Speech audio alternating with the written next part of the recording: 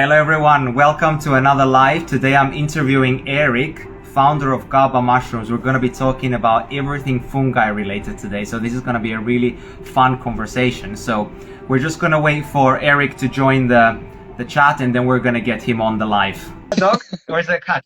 This is my cat. He decided to join me. I'm here in the Oh garden. yes, I just saw the ears, so it looked a little bit like a husky. No, the dog is somewhere else. But no, I got a full house. I got 6 sheep that I raise, a bunch of ducks and chickens. Really? Yeah. Wow. So you have like a home farm? Yeah. We've got 3 kids, and we just try to take care of the kids and eat as healthy as possible. That's real food. Amazing. That's amazing. Well, I just want to say thank you so much for taking the time out of your day to be here and have this conversation with me. And also, I apologize if there is any background music because I live close to a hotel, and Okay. they always have this like loud music on at the pool. So I have my windows open for the natural light to come in, but it's unfortunate where they're playing their loud music. So I would like to get into our discussion, and I just wanted to ask you, what are the similarities between humans and mushrooms? Yeah, it's a good. Well, thanks for having me. Really nice that you're interested in these crazy topics like we are at Kääpä. Oh yeah, I'm very passionate. But I think I think the similarities between mushrooms and people are probably, let's say, the biggest inspiration for me to start the company a long time ago. Looking at fungi and humans, we're more closely related than plants and humans, right? And what's even cooler is that mushrooms are more closely related to humans than they are to plants. So in a way, we have just a really, let's say, amazing potential for fungi to create medicine for us. We both breathe CO2 out and we breathe oxygen in. Mushrooms also get forms of cancer, forms of flu, that also we get too. So their biology and their immunity is actually pretty similar. The only difference we took on the evolutionary path was, humans, we developed a little bit more of a strong cellular-based immune system, and fungi developed a little bit more of a chemical-based immune system. But the great thing is, of course, that we have those receptors for those compounds, from those chemicals. So in a way, we can think that, we as humans love to draw lines between things, right? We like to go, okay, that's the animal kingdom, that's the plant kingdom, whatever. Yeah. And I think nature doesn't care about this, right? This is totally a human reductionist scientific way of thinking.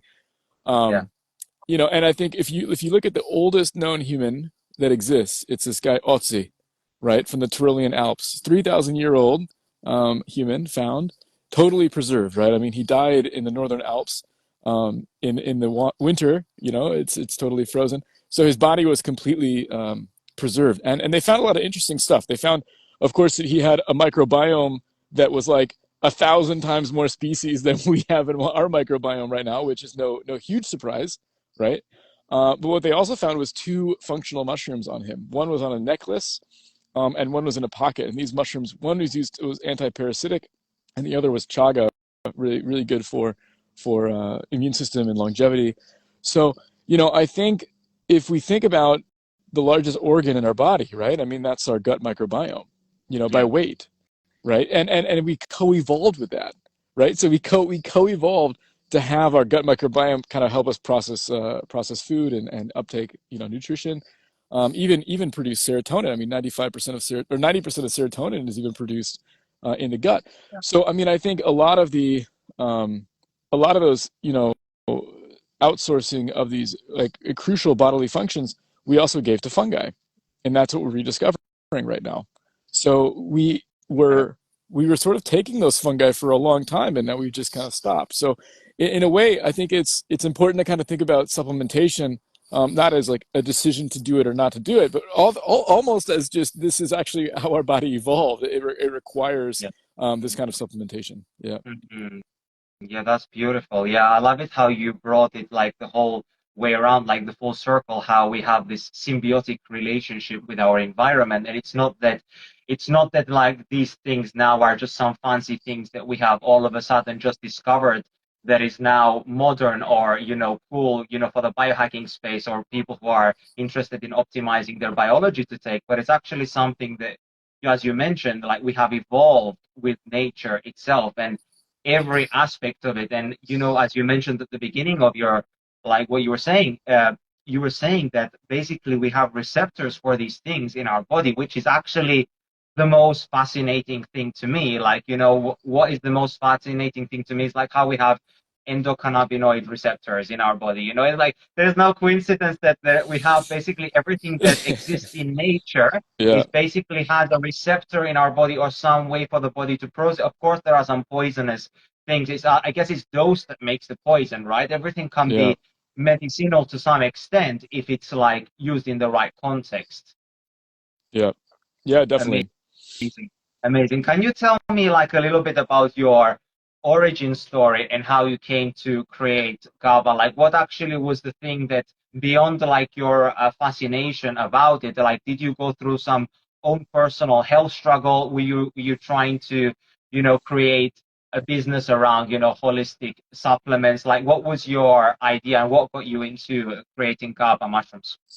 Yeah, I think my personal sort of inspiration here is really just about fungi, actually. Um, I mean, I think just just looking at the potential that fungi has to solve so many different problems was really a big inspiration for starting the initial research into the space. And so I started to grow some mushrooms just to see kind of how that worked and how that would kind of go. And then, of course, just um, feeling a very strong connection with nature, right, for myself, and thinking about how I could give that gift in the form of a company to so many people, that we can actually rely a little bit more on nature and kind of this natural process that we're part of, and look to answers there instead of chemical labs or pharmaceutical labs to help with our health. So that was yeah, I'm like exactly what you do. I mean, the fitness side, right? I mean, there's such a holistic way of looking at our health that we Yeah. just totally don't pay attention to anymore.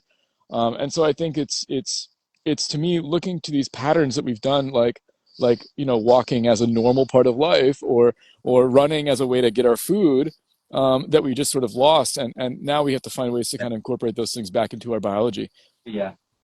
Oh, I love it how you said that. Basically, it's trying to find a modern way to solve or not solve, or rather put back our ancestral, capabilities or our humanness in a way. Because it's funny because all the things that actually make us healthy are the things that make us Yeah. human.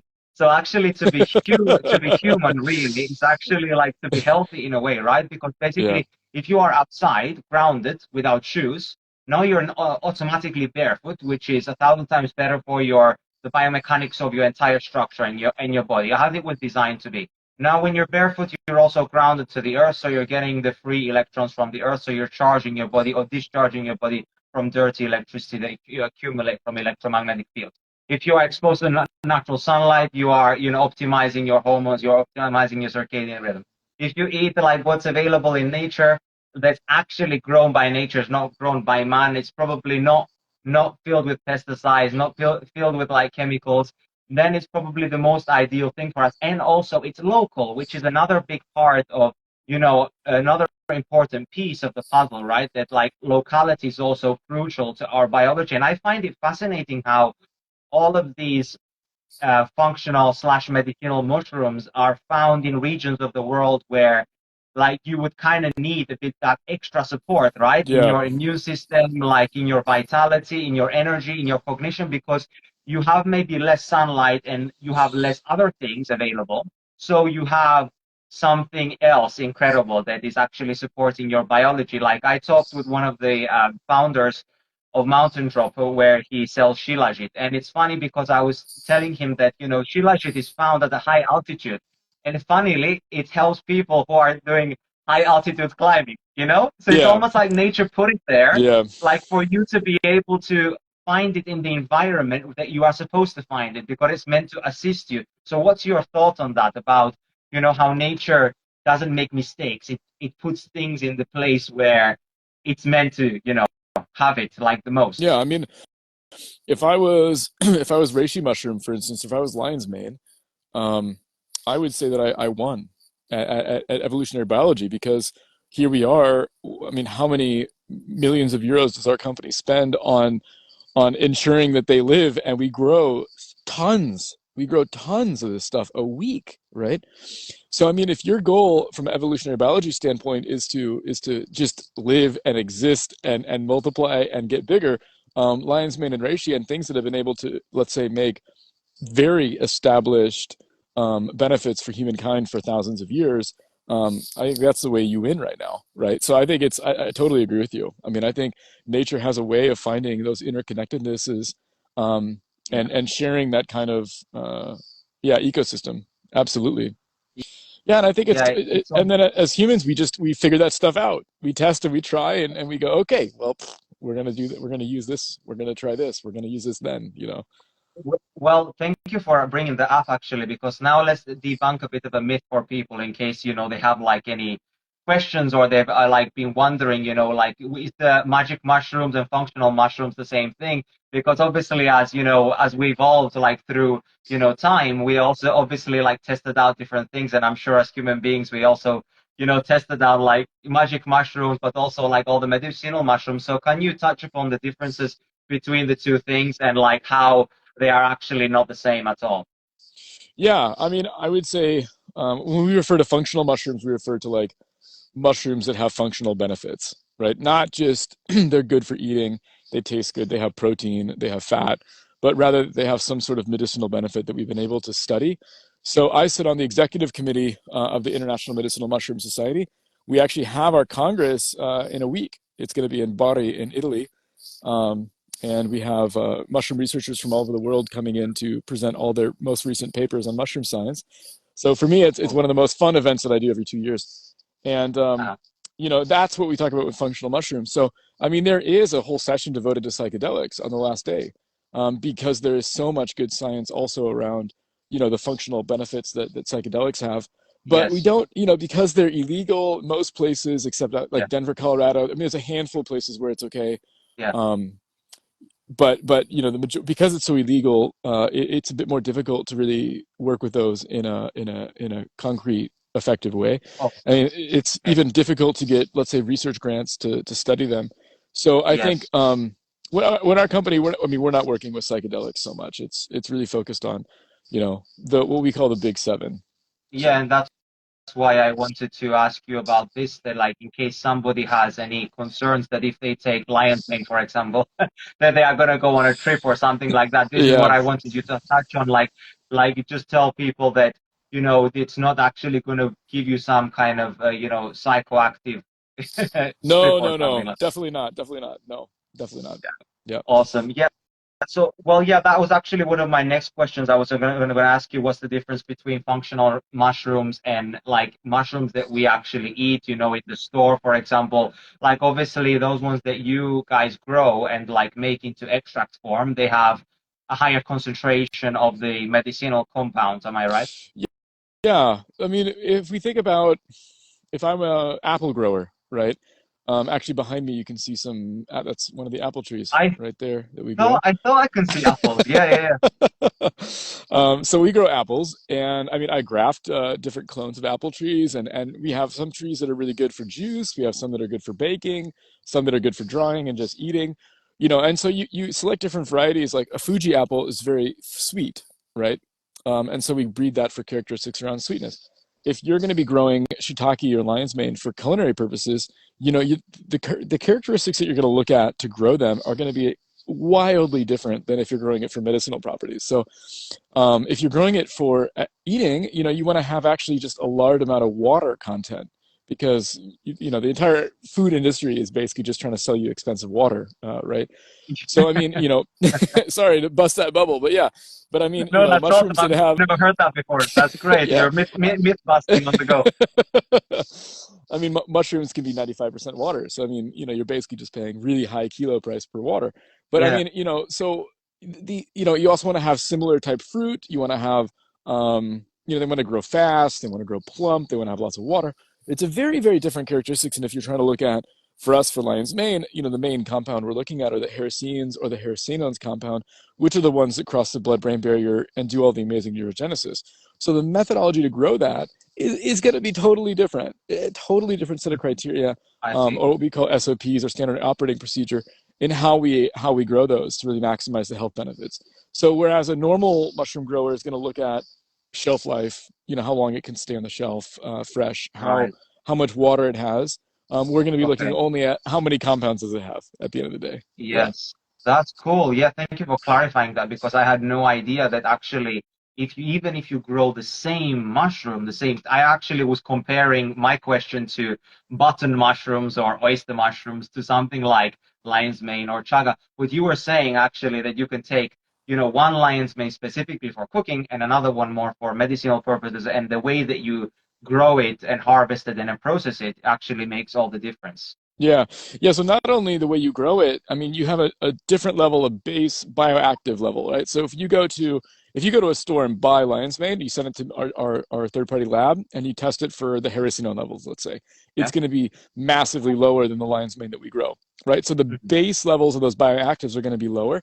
But then if you don't extract it, then effectively it's not bioavailable for your body. So what we do is we do what's called Right. PK trials or blood testing trials. Mhm.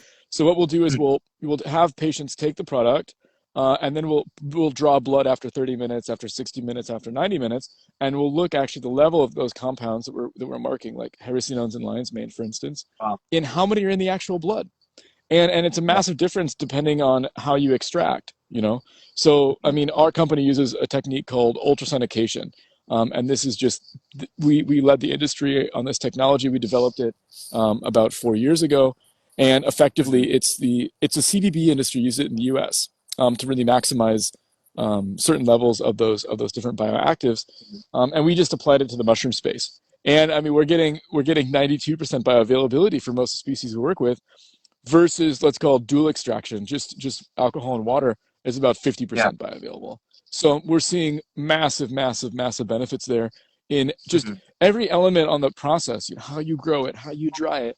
Do you freeze dry it or spray dry it? Do Yeah. you every little thing has an impact on those compound levels, At the So end. Yeah.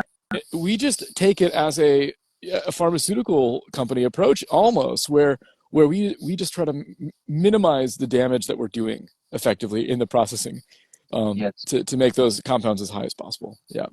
Yeah, that's really awesome. Yeah, actually, that was one thing I wanted to ask you was about like the whole procedure that you go through with the mushrooms. Like, do you have a specific protocol for each mushroom? Like, is it different depending on the Yes. mushroom, or is it all pretty similar? It's all very, very different. So, Okay. this like the ultrasonication device, you can set parameters on the energy that you're going to be inputting into the system, as well as the time, and the flow rate, right? So this gives a really good, and 30-second difference on that machine can be all the world, depending if you're trying to extract a very long chain compound or something that's much more short. So they all, just only through trial and error and lots of different what we call A/B testing. Let's do it this way. Let's see the levels. Let's do it this way. Let's see the levels, and Yeah. then let's Wow, bring it all back. And you must have taken a lot of time to do that. yeah, we have two full-time people just in R&D that just do that all day. So. And they're the people who you draw blood from all the time. Yeah, yeah, well, thankfully, I mean, we work with like the Spanish healthcare system, right? So, we Okay. actually like doctors are in Spain are prescribing our products for people. So we have access to a Oh, lot that's of cool. really great, amazing research universities, where Amazing. patients are using this in real time, so we can get good data that way. Awesome. And all of your mushrooms, they come from Finland, right? Do you like grow them all like Yeah. inside or are they coming from the forest? Like how do you do it? Is it mainly do you harvest it from the forest? Because I've seen from your social media that you do grow some like inside, which is maybe more for a more controlled, harvest, or maybe a more successful one. I don't know. Like, what's your Yeah. method? So it depends on the species where we grow it. Right. So a lot of the mushrooms we grow, like lion's mane, are a type of mushroom called saprophytic fungi. So that's just a fancy science word for like wood decomposing. So their biology is as they decompose wood matter, cellulose, they kind of create energy and they grow that way. Other mushrooms like chaga or cordyceps, they're actually what are called parasitic fungi, and in chaga's case, it's decomposing and sort of living off a living birch tree. So there's only one way to grow chaga, is to actually inoculate living living birch trees, which I see. Kääpä, we actually manage the world's largest chaga cultivation network, over 500 hectares here in Finland. So we grow a lot of chaga, let's just say. And with cordyceps, it's a parasitic fungi, but it's for caterpillars, small insects and stuff like this, grasshoppers and whatnot. So it just really depends. And of course, how we do it is we grow it indoors on a vegan substrate, but we have to chemically mimic an insect's micro and macronutrient profile. So we Yeah. have to make sure the same amount of fat is there, the same amount of protein. But it's a fantastic, it just depends. Whatever the species, the best way to grow it for the medicinal compounds is how we're going to grow it, basically. Okay, that's really cool. Yeah, because I was wondering, because obviously some specific mushrooms, just from the look of them, when you look at them, they look more delicate than others. Yeah, Like chaga looks like this badass, like rough type of mushroom. It looks yeah, indestructible, right? It looks yeah, like even yeah. if you leave it out in the snow, the rain, it's gonna be fine. Whereas when you look at something like lion's mane or something a bit more, delicate, like more sensitive, I don't know, reishi also, is that a bit more of a sensitive type of mushroom? It's a very good observation. I mean, chaga will live 20, 30, 40, 50 years on the side of a birch tree. So it actually, the black color you see is actually melanin. So it produces the same skin pigmentation compounds that we do because it also has to deal with UVA, UVB radiation from the sun. So it actually it pigments itself black, so it gets less UV damage from the sun because it just sits there exposed all day long for 30, 40 years. That's incredible. That's incredible. Yeah, And yeah, like another thing is the mushrooms, they also absorb like, or they make their own vitamin D, right? So if you that's basically true. harvest something that's from outside, it's more likely going to have vitamin D in it compared to something that's like made indoors. Like, do your mushrooms have any vitamin D concentration at all, or is that not something that you're focusing on with your tinctures? Yeah, that's a very good point. So mushrooms, just like they have the same process like our skin does, that when UVB light from the sun hits it, it'll convert that to vitamin D. It's D2, no, sorry, D3. It's a little bit different than D2, which is mainly what people supplement with. Yeah, It's the only difference is it's not fat soluble. So what that means is that D3 you have to take it every day, whereas yeah, D2 you could take a lot and then wait a while and right. no big deal. Mhm. But D3s are great, and yeah, all of our mushrooms do contain levels of D3.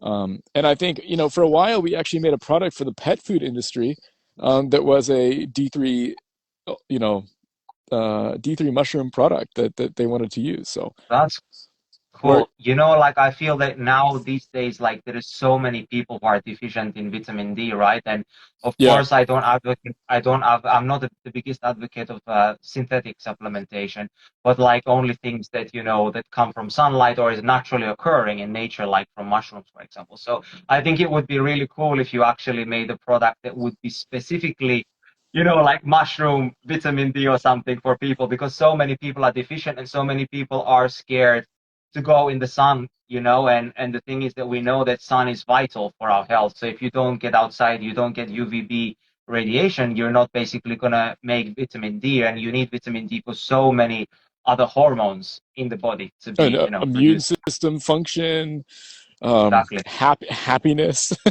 basically. Yeah, and we saw like even during COVID, like, the importance of vitamin D and, getting rid of or getting over COVID. Yeah, I think that the only correlation that the WHO could find, World Health Organization, between the impact that COVID's going to have on a population was its vitamin D levels.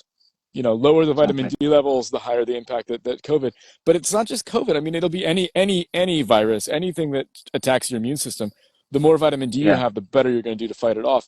So definitely, I mean, I think it's crucial. But the craziest thing I learned, I was with a so we developed this mushroom vitamin D product with a researcher from Israel, and this researcher's work was kind of the basis or the foundation for our product development. And I was talking to him, and he said, and I go, man, why are you studying mushroom and vitamin D and all this stuff? Like Israel's like a desert, so you're not growing mushrooms there so much, and it's a sun is all over the place. Like, why are you even caring about vitamin D levels? Do people in Israel even need a supplement? And he said that actually Israel is one of the lowest levels of naturally occurring vitamin D. There's a huge problem in the population. And I was like, wow, how is that possible? There's sun everywhere. Yeah. If you go outside just for like 10 minutes, probably it's enough.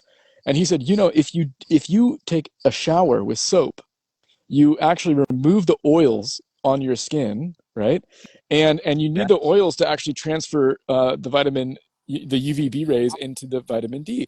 So if you're washing your arms and everything with soap, it doesn't matter. You can sit there in the sun all day long, and you're not going to convert any vitamin D. So he was just I saying hon- how in Israel, I people honestly did not know showering that in the part. morning. Yeah. Yeah, I didn't know it till then either. It's a really amazing piece of knowledge, I think, from a biohacking standpoint. If you're going to shower Yeah. with soap, do it at night. So could this be like, why people, for example, when they apply coconut oil on their skin, they find that they maybe tan a little bit easier, or maybe it's, they can absorb the rays of the sun, they don't burn as Definitely, easily. definitely, definitely. Yeah, you So have to how have important oil. is, yeah, exactly, because your body naturally makes its own. When I take a shower, I don't use any shampoos or any kind of like synthetic things on my skin. The Yeah, only thing I use is like this one hair wash, which is called Blue, BLOO, and basically it's got methylene blue in it and some other compounds, but I don't use that like every single day. But it's natural, let's say. I mean, it doesn't have any toxic ingredients in it, because we acknowledge that the body, right, the skin is one of the largest organs of our body, and yeah, everything that you put on it gets absorbed into the system. And yes, it's basically your digestive system on the outside of your body, right? And because if you think about how our digestive tract starts from our mouth, it doesn't really end at our mouth. It continues on the outside, and it runs all around the surface of the body, right? So it's basically a massive solar panel, but it's also a way to be able to get nutrients in, and to, make sure that it's able to stay moist and elastic, and to protect our insides. yeah, definitely. And I see your tongue, this methylene blue. It's great stuff. I've taken it many times. I don't take it often because it gives me too much energy. I feel like I just don't need it. Really? Yeah, I think it's better for my wife and my coworkers that I'm a bit more like on Yeah, medium. yeah. I know, but it's so good for creativity, It like I is, just yeah, find that, especially if I want to be focused, if I want to be like, engaged in a task, I feel like my mitochondria are just firing on all cylinders. yeah. Actually, this reminded me, I wanted to ask you a very important question. Like, do you know if there's any relationship between mushrooms and mitochondria?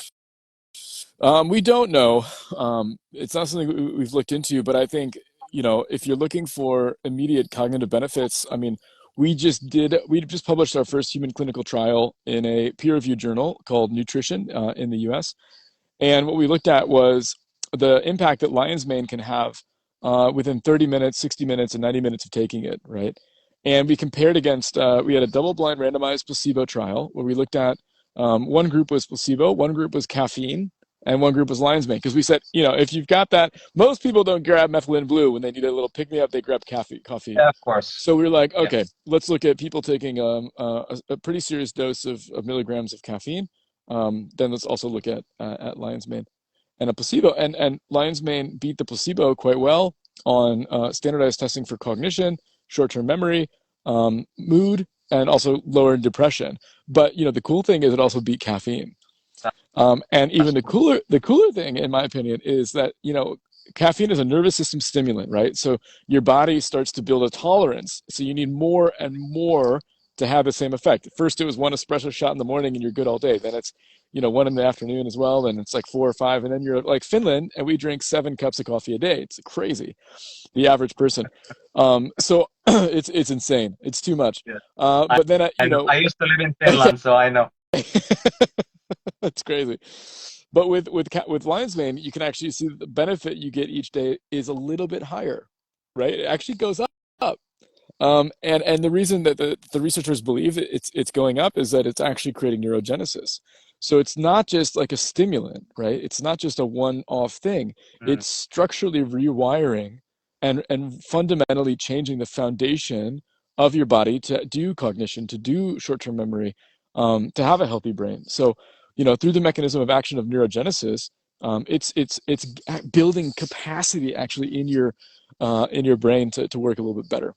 That's incredible. Yeah, I was actually going to ask you about like all the different benefits that we can get from mushrooms, and actually which mushroom relates to which benefit. So, like you Yeah. just touched upon like the cognitive function and the memory and the mood, and the, to be able to focus and to work, more clearly, and that's basically lion's mane, right? And I definitely notice the benefits as well. I love to add it in like in my coffee in the morning because I don't consider myself like as a biohacker, or I'm just trying to like optimize my biology, right? Or you can call Yeah. biohacker because that's like the thing that everybody knows. But I'm just trying to optimize my body as much as I can, optimize my mitochondrial function, and also optimize in every possible area of my life so I can feel my best and perform my best on a daily basis.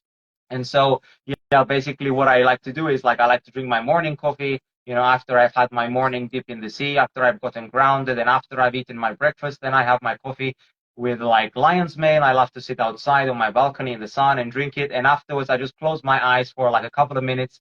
And then all of a sudden, I just feel like this light bulb turns on and I feel like, okay, I'm ready to go. Yeah, I know what I got to do today. I got to do the thing. Yeah, it's like my engines, like just start to work. It's really fun. It's the combination, I feel like, of the caffeine with the lion's mane. They have a very synergistic effect because one is, I find that lion's mane is more stabilizing, so it Yeah. doesn't get me so, it allows the caffeine to not be so stimulating to my nervous system, if you understand what I mean. Yeah, definitely. Yeah, definitely. I think that that's the biggest like how do you say customer reviews that we have, is that for people who are kind of I would call healthy normals, right? Who are just looking to kind of optimize a bit better. Yeah. We're just getting a better experience in the day, right? We're performing a little bit better. But I mean, the really cool research around lion's mane, I think, is also happening around the folks, whose maybe parents are starting to have dementia, Alzheimer's, Parkinson's, this kind of thing. And even with those groups of people, we're starting to see massive improvements. So like I said earlier, in the Spanish healthcare system, we're basically supplying this to people who are really struggling with dementia or Alzheimer's or Parkinson's. And they're starting to see, you know, benefits that they're losing 10 years off their disease, right? They're going and reverting back to a much more healthy cognitive state. That's So it amazing. goes back. I'm sorry, my cat's just but I just can't push him away. I don't I'm mind just, at I all, just as love. long as you don't mind. But I think it just goes back to kind of where we started the conversation, where, did we actually just co-evolve, taking some of these mushroom supplements? Because it would make sense to Yeah. me. I mean, if our brain starts to go into neurodecline without it, and with it we start to see neurogenesis, Mm. well, it's almost like why do we have a mechanism that just starts to go into neurodecline? It doesn't make any sense. Mm. Why would we do that? I mean, our species lives so long. We're one of only three mammal species that the women in our species, the females, go into menopause, right? They stop producing eggs. They stop being Yeah. sexually fertile. And a big hypothesis there is to take care of the grandkids. Is to put the resources on the next generation. So why Mm. would you develop a system that your brain is going to start to forget stuff and stop working? It's Yeah. crazy. It's not like it I uses less guess that's energy. like, yeah, I guess that's like multifactorial, right? Because now I guess more than ever, especially in our modern world, there's like a rapid decline in cognitive function and, Yeah. Alzheimer's, and there's all this like is increasing throughout the world, and Parkinson's disease, and all of these diseases are what we call Neolithic diseases because they are something that is of a new age, meaning that since the evolution of or the introduction of technology and like endocrine disruptors Yeah. and like bad food choices Yeah. and not sleeping and artificial blue lights at night, electromagnetic fields, the lack of like these compounds that you are talking about, I guess it's the combination of everything together. It's leading, to what's happening right now. I mean, I don't know how people were before. Probably before they were so much more cognitively, more than 100, 200, 300 years ago, people were so much more cognitively sharp because their environment was not as disruptive as it is today. And this is why now more than ever, we have to do so much, take so many extra steps by, incorporating things like mushrooms into our Yeah. daily life to be able to assist us, to be able to be just basically normal. Baseline. Yeah, Yeah, baseline 200 years ago. baseline. Yeah, this is the thing because we don't have any reference because so many people from so long ago are dead now. So basically, we Yeah. have nothing to compare to. If they were alive, we would be able to see like, wow, like I'm supposed to be like that guy who is 200 years old, and I'm Yeah. I'm here like feeling like I'm already 200 years old even though I'm 30. Yeah, exactly. Yeah.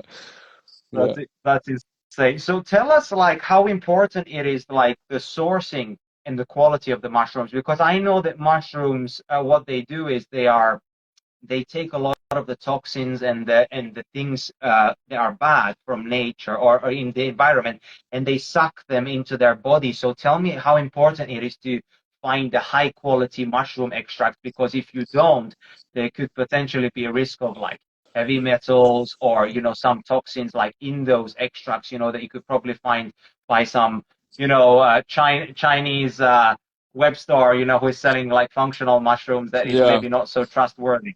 Yeah, exactly. Well, I mean, I guess the question for you would be, how important is it to trust, let's say, the kind of meat that you buy, right? I mean, Very I important. mean, very important for me too. I mean, I raise a lot of my own meat. I'm a hunter, so I'm actually, hunting That's the quite a lot best. of the deer that feed my family. I'm able to hunt actually 6 deer a year, which is That's incredible. So incredible. Yeah, when that's you come incredible. visit us in Finland, I take you to sauna and I grill you some nice deer steak, and and it's really nice. I Oh, mean, I would happily come. you're more than welcome. You're Just more than let me welcome. know. Just let me know, and I'll be coming on a plane. Yeah, man. Anytime, just anytime, anytime. Amazing. But I think for me, it's really crucial that we have a very big garden. I want to say it's over 100 square meters of space. Actually, much more than 100 square meters, about 400 square meters. Where my wife grows a huge amount of the food that we eat. We have chickens, we know the eggs come from. We have ducks that we kill and slaughter. We raise sheep. We go hunting. I mean, the goal is that we want to produce around 90% of our food here locally, and I think it's we have also great friends that we're doing that with. We have friends that have cows where we can get raw milk and we can produce our own ghee, clarified butter, So good. this kind of thing, cheeses, and I think it's crucial because even if you find something that's organic, is it grass fed? Is it nutrient dense? Yeah. You Yeah. know, whatever. You just don't know. And I think that that's the same with mushrooms and supplements and everything else. It's these things really make a huge difference. And I think mushrooms are even more crucial because if we look at like I mean, it's very important in terms of meat how you source them because animals are quite what we call bioaccumulative. They will store a huge amount of toxicity and stuff in their bone marrow, in their bones, heavy metals. We'll see that kind of thing, but also beautiful trace minerals. It's a great bone broth is a great one of the greatest sources of trace minerals we can get for our body, like seaweed. Mhm. So it's really crucial that you know kind of what they're eating and the health of the ecosystem that they're on. Mushrooms are the same way; they're bioaccumulative. So if they're growing in a space that's toxic, that has acid rain or any pollution issues at all, that's going to be in the mushroom. It's going to be Yeah. in the mushroom. So to me, if I moved to Finland to start this company because it's the cleanest air and cleanest water ever measured in the world ever anywhere, right? I Wow. mean, Finland is just this bastion of ecological really purity. I mean, it's 40% of all the organic forests in the entire world are in Finland. Like, think about that. I mean, Really? Finland's not that big. Look at how big Russia, China, Wow. India, Yeah. US, Yeah. Brazil, Yeah. if you start to think about it, but 40% of all the organic certified forests are in Finland. It's crazy. So the Finnish people have a really beautiful relationship to nature, one of protecting, experiencing, being around, and sort of being a steward for. So I think it's when we use the wood here, it's only giving this really important nutrition to the mushrooms. It's not giving any toxins. So Mm-hmm. I'd say how you source and how you grow the raw material is crucial, right? And then Mm-hmm. I would say as well, it's absolutely fundamental that how you extract those medicinal compounds, you're doing so in a very high technology way, right? So when we looked at the industry and we started the company, we were like, okay, everything's coming from China. It's 92% of all the mushrooms grown in the world are from China. All the big mushroom suppliers for all the brands, all the big brands you can name, they're basically using this from China, and um, it's kind of like yeah, there's a lot of heavy metal issues. There's a study published first of last year, January 1st of last year, that was called "Let's Open Pandora's Box: The Medicinal Mushroom Industry's Dirty Secrets," and it's all about Chinese suppliers being tested in Italy with too high levels of heavy metals, too high levels of CFUs, colony forming units, which are the bacteria infection. And then out of 16 products tested, only 4 were the correct DNA of the species that they said it was. So they're saying a Wow. product is reishi, but it actually is something else, or it's yeast even. Yeah. So I think that there's just, Great. you really have to like just when would you go buy Tyson chicken, for instance, from the US? Definitely not. Um, you just have to really think about, who it is you trust, what are the ethics of the people you like to work with, because at the end of the day, you're going to put it in your body and or your family's body, and it's something that you should feel really good about, you know. Yeah, basically, like I just have like a tremendous amount of respect for you guys because you go to the extra length to make sure that you know every single step of the process. And that is the beautiful thing about Kääpä mushrooms, that you Yeah, know exactly like where you're getting your mushrooms from. You are the ones harvesting it. You are the ones dealing with every single part of the process. And then afterwards, you are sending them off like all over the world. And that you have made sure that you are selling a product that you truly know that is actually going to be helpful and valuable because you also test it before you yeah. even, Yeah, send so it then we out. So also do this is we do human clinical trials. We also do lab testing for every single batch. We publish those lab results on the actual package themselves. So for us at the end of the day, we just, you don't have to believe us. You can just look at the test results as well. We know that there's no heavy metals in it. We know that there's no CFU levels. We know that the bioactive levels are very high. We know we're leading the industry on those things, and we just make it transparent. And the price is a lot of times cheaper than what's in the market. So I think we're trying to egalitarize these products and make sure that they're available to anybody who wants them. yeah, your prices are very reasonable. Like I think anybody all around the globe would be able to afford your mushrooms, and especially when you understand about the quality and the fact that you are making sure that it's organic and the energy and the intention that you put behind it. Because I'm a very big believer in intention and Yeah, energy, and how you treat something obviously impacts the end product, and you can see that there is like a lot of effort, like love, acknowledgement, respect going into harvesting the mushrooms and the whole part of the process. Like you are communicating in a way, in a non-verbal way, let's say, to the mushrooms, which yeah, is bringing an even better result. Even to many people who do not believe in this stuff, in energy, there is definitely something that governs everything, that governs us, that governs nature. There is clearly some external force which governs the universe. And basically, the more in tune you are as a human being, the more you understand that how you treat your food also becomes the energy that you put inside of your body, yeah, right? yeah, definitely. I mean, and I love that you say that, because I mean, we do tests on, what if we're playing shamanic sacred music, while we're doing the Really? extractions, or while the mushrooms are growing. What is Okay. the level? What is the impact that has on bioactives? What's the impact that has on Oh, yield wow. levels? And you can see, right? You can see if you're playing like Kailash Kokopelli is probably one of my favorite, let's say spiritual singers, is kind of shamanic singers. Mhm. But this is just really ancestral, high energetic music, and you can see the result, right? You can see that these mushrooms are actually somehow energetically understanding that, and just producing a higher quality product. So yeah, I think it's a dedication to the extreme, that we're just looking at how can we make it better, how can we make it better, how can we make it better. Just every Yeah, day, any idea that we get from anybody, we're going to test it and try it out. absolutely. Yeah, and I feel that, the intention and the energy that you put behind something really makes all the difference. You can check this out, like with houseplants, for example, or even if you're trying to grow something at home, like if you put love and affection into it, it's more likely going to grow bigger and faster, and it's going to be tastier, and everything about it is going to be Definitely, like so good, right? Yeah. So let's move definitely. on to like the other mushrooms as well, because we only touched on lion's mane and its like benefits. What about chaga? What's that known Yeah, for? Why I would think people want to check chaga? chaga is probably one of the most fastest growing mushrooms, let's say globally, because of its support for longevity. And I think the biohacking movement, I think, really started a huge amount of discussion around longevity and the nuances around it. Right? It's not just about living till you're 300 or even 100, but just having a high quality life toward the end of our life. Right? That Exactly. we can really function super well.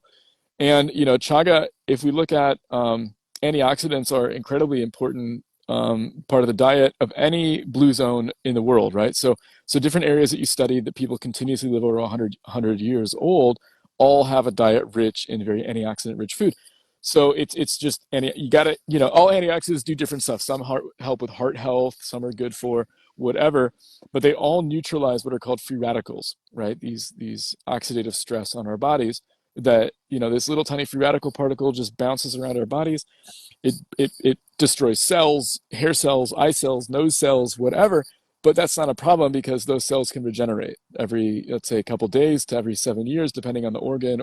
But if that free radical actually bounces into the DNA or RNA of that cell, well, then it doesn't really know how to reprogram itself that greatly, right? So it has a difficulty, and that's one of the ways that we age. One of the mechanisms that our skin starts to look not so great, hair starts to look not so great, organs stop to work as well. That's one of the mechanisms of aging.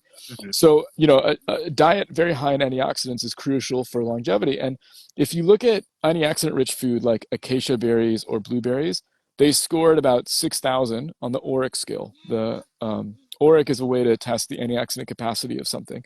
If you look at chaga, it's 250,000, right? So Wow. it's a different ball game we're playing. So Yeah. it's really a special.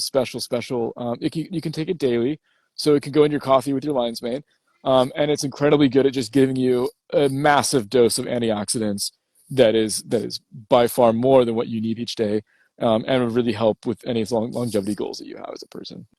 Yeah. That's amazing. Yeah, and you also mentioned before at the beginning that it's also high in melanin. And as we know, melanin Yeah. itself has so many incredible benefits. Like, even this is why it's so important for us to get enough sunlight because we produce melanin from our melanocytes.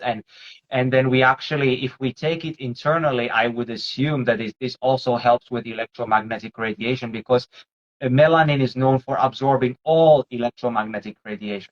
So basically, it's EMF, EMF protective. So the basically the damage that non-native electromagnetic fields create to our body through stress by stressing the body out, because that's how we damage the body or create reactive oxygen species. Then, as you mentioned, it also has the antioxidant capacity, right? The chaga itself, but it's also high in melanin, which is also able to absorb that electromagnetic radiation. I'm just making assumptions now, right? Like if the chaga itself is high in melanin, it would make sense that it has this ability. Yeah, yeah, I never heard that before, but it makes sense. Yeah. I think it's incredibly. I mean, its function on the tree is to protect the tree, right? Yeah, So I mean, I think its function in our bodies is to protect us as well. So yeah. yeah. Unfortunately, my bad. I don't know. Just this thing is killing my phone. Um, Okay, is your battery running low? yeah, yeah. So I think I'm gonna die here any minute. But it was Okay, okay. So absolutely a pleasure to talk to you. And please.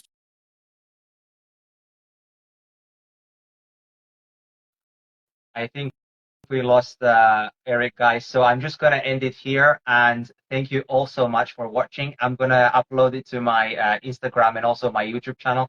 And also check the description below. I'm gonna add a discount